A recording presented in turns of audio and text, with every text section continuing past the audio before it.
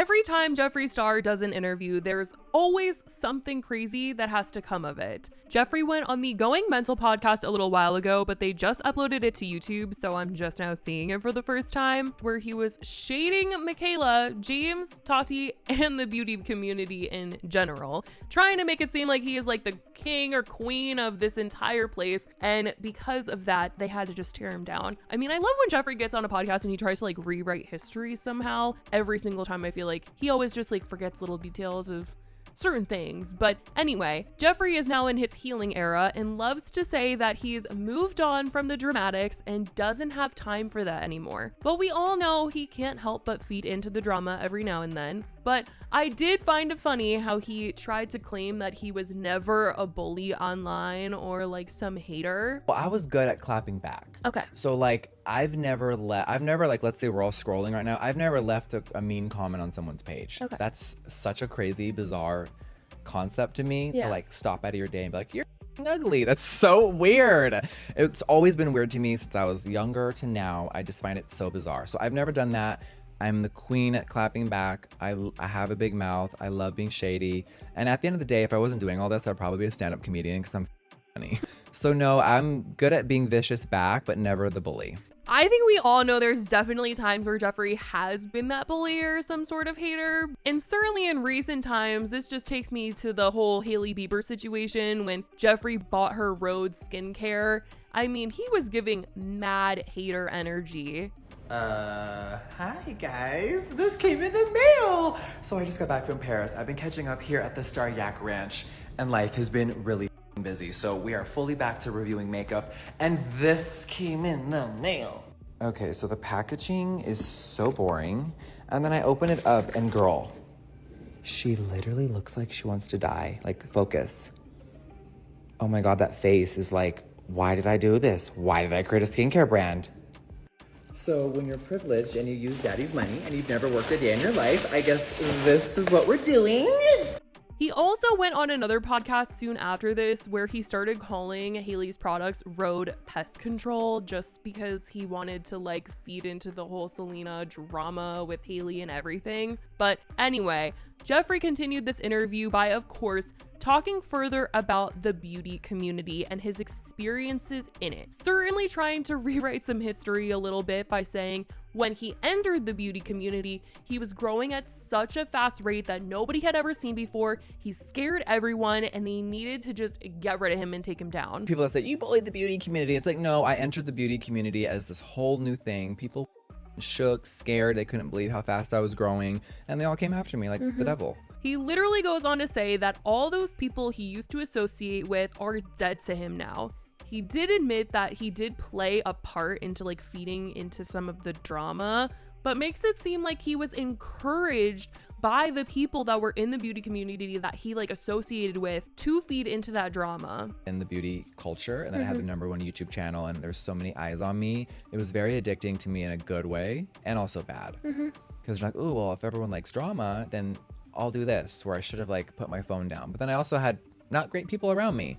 Not that I don't have my own backbone, but when you're surrounded by friends and they're like, yes, do this, do this, do this, sometimes you will just do it instead of like, I'm gonna be quiet today. Like when I look back at some of my crazy Snapchat rants or I'm screaming at my phone, it's like, oh, it's so disgusting. It's like my old friends would like hype me up.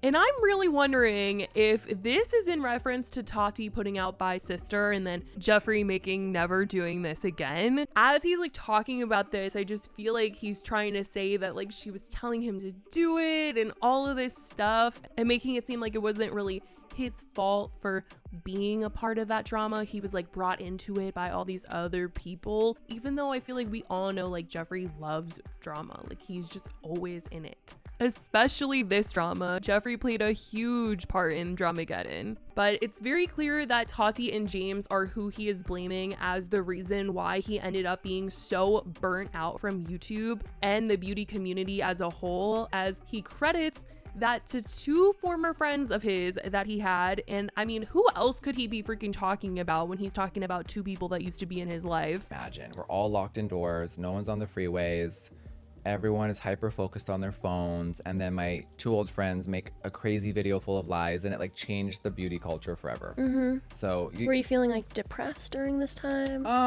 very. Okay. It was like very like at a loss, because I love makeup so much. I love the community. I love everything I was doing, and I just felt like all the fun was literally sucked out. He does say that there are people in the community that he does like and is friends with, and names Jacqueline Hill and Nikki Tutorials as 2 people that he thinks are amazing still. And for him to say Jacqueline, I can't be surprised. Jacqueline recently did use Jeffree's product in a video of hers, and she was standing by Jeffree, and she was saying nice things about him and his products, and that she didn't want to hear any sort of comment about her using his products. So of course, if she's going to defend Jeffree, it's no wonder that he's going to shout her out and say that that's someone that he still likes in the beauty community. For this, I'm gonna use the Jeffree Star Cosmetics Lash Curler, and the reason why is because when it opens up, like as opposed to this one that's MAC, see how much that opens? See how his opens so big? I don't wanna hear it. I'm sure there's gonna be people in the comments like, I can't believe you support Jeffree Star. Like, I already know, because Jeffree is one of those people that the second that his name comes out of someone's mouth, it's like, you're canceled. I am so sick of cancel culture. I am literally anti-canceling anybody or anything. But he was certainly trying to throw some shade at the new influencers that have come in, and it sounds like he's mostly really only talking about MIKAYLA here, but he makes mentions of people lying about liking things for money, and we all know what happened in the mascara situation. Jeffree was very quick to call out MIKAYLA for that. And so it seems like he was shading her once again when he was talking about how the reason why he came back to the beauty community was because there were people that were not being honest online, and he was this honest reviewer. So I guess we can just thank MIKAYLA for Jeffree's internet revival, as he thought he was going to quit entirely last year, but MIKAYLA somehow, some way brought him back to the internet. To me, a scenario on TikTok of someone lying about a product, it re-inspired me to want to review again. People are what do you mean? They're just so money hungry. Oh, okay. You know, I always give people the scenario. Well, they'll say, well, I would take $100,000 to lie to a bunch of people. Well, I actually wouldn't. You know, But I feel and that's like hard for people to grasp. And people know that about you too, that you Yes. have the integrity in that Yes. community. So I came back and everyone's like, thank God. But there are a lot of creators out there lying for cash. And, you know, I think it's short-lived. It's not going to be forever for them. I'll also just like never forget that after Jeffree called out MIKAYLA, he proceeded to then like try and invite her to come to the ranch. Like, I don't know where in his mind he thought MIKAYLA was going to want to come and meet him at his home after he made these videos shading her. Seen literally thousands and thousands of people tagging me on TikTok, letting me know that Miss MIKAYLA is in Wyoming. Yes, I know there's a brand trip, I guess. I just found that out. And it is 6 hours away, you guys. So I wish MIKAYLA was down the street. It would be really fun to film with her one day. I have sent an invitation out. We'll see if she accepts or not.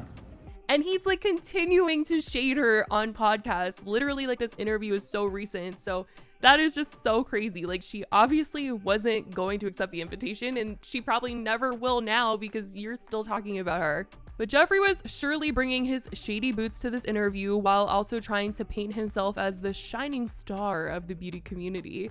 From feeling like he scared the other influencers into tearing him down, to even saying that he feels like he inspired other people to start brands of their own. I know, you guys. Like, I know there's a lot of influencers who have started brands of their own throughout the last couple of years, but I'm not sure Jeffree was like really the one to like inspire them. Like, maybe some of them, but not all of them. I feel like Jeffree's giving him a lot of credit here. I'm not sure about that one, but that's what Jeffree is claiming.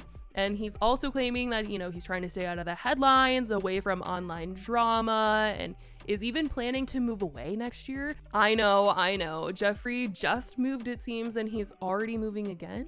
Well, he's claiming next year he's going to be moving to Europe and spend most of his time there while still having a place in Wyoming. It certainly always is something when it comes to Jeffree. He really is like all over the place, but that's what he had to say about the beauty community, his past, and some of the shady things that he wanted to just throw out there because, of course, he just had to. But let me know what you guys think about all of this in the comments. I love you guys so much, and I will talk to you in the next video. Bye, guys.